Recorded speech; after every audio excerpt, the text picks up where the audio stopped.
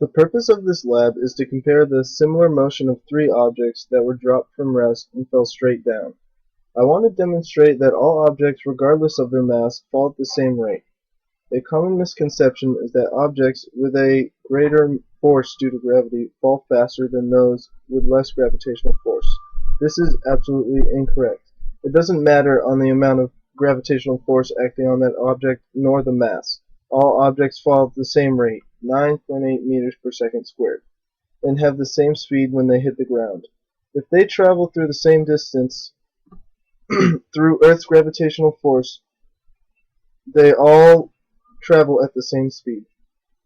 I dropped a solo cup, bowling ball, and piano from the same distance, and I created computational models of each of their motions, and finally extracted each of their final velocities when they hit the ground.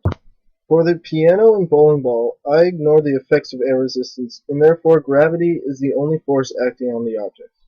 For the cup, I want to use the effect of air resistance and discuss the effects of air resistance and what it does to the object's motion. My results for the cup show that both models overpredicted the position during the entire interval of my model for gravity and gravity plus drag were nearly identical until about 0.3 seconds. Then the plot of gravity plus drag was greater than that of just gravity alone. Here are my results of when I input each mass into the model individually. Each line represents different runnings of the program. They all have the same velocities, as you can see, as negative 6.881 meters per second squared.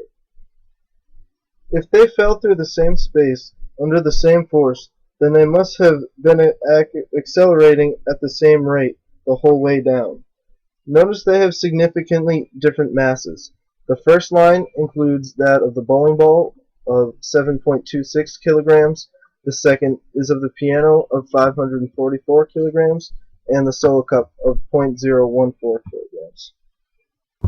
Notice they have significantly different masses, but the final velocities are precisely the same.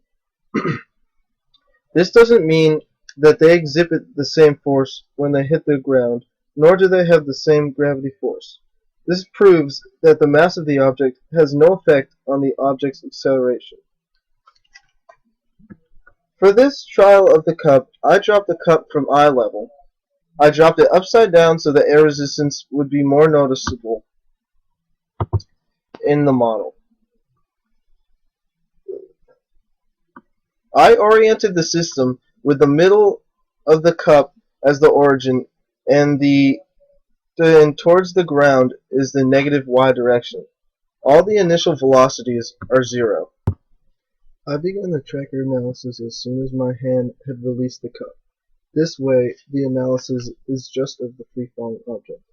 During my tracker analysis, my video became blurred as the cup dropped, so I chose the middle of the blur as my point mass for the tracker analysis.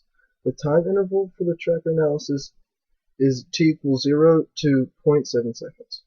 Finally, I used my height, 1.803 meters, for the calibration stick. To build the first model of gravity alone, the net force per Newton's second law was only affected by gravity. This was simple.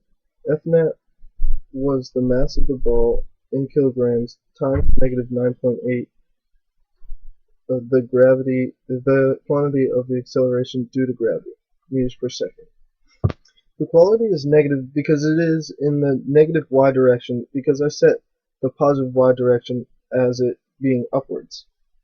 To make the net model for gravity and drag, I included in my net force the force of gravity from the previous example, but also added a force due to drag. In this lab, the force of drag is equal to a constant times velocity squared. This is how I got it into code. This takes in the magnitude of whatever is in the parentheses, a vector, with both net forces. I formulated the Python model to repeat Newton's second law from 0 seconds to 0.6 seconds. Since there is no way to actually find the b value, I plugged in values around 0.017 until my final positions of the Python model equaled the final positions in tracker. I had to do these steps for both models. As you can see, the experiment position is nicely parabolic, which is something we expected from a free-falling object. This is because the force of gravity interacting with the cup is accelerating the cup downwards at a rate of 9.8 meters per second squared. Therefore, the slope of the experiment position versus time is getting more negative. As you can see, there is some discrepancies between my two models in my experiment position. I believe that the difference in my model plot and the experiment plot is due to my human error in the tracker point mass plotting. Both models in comparison with the experiment show that the cup is lower than it should be, defining as what it should be as defining the model of the effect of gravity plus drag, what happens in real life. If I chose a point mass with position slightly higher than what I actually did in tracker, the outputted y values would be slightly greater than they are now. This would result in less discrepancies between experiment and model plots. The model of gravity's effect has a final position greater than that of gravity plus drag. This is because with a drag force in the opposite direction of motion, the force of gravity is slightly offset by air resistance. This results in a smaller magnitude of acceleration. Over time, this result means there is less distance traveled. Alright, that is it for my lab, and thank you. I hope you enjoyed it.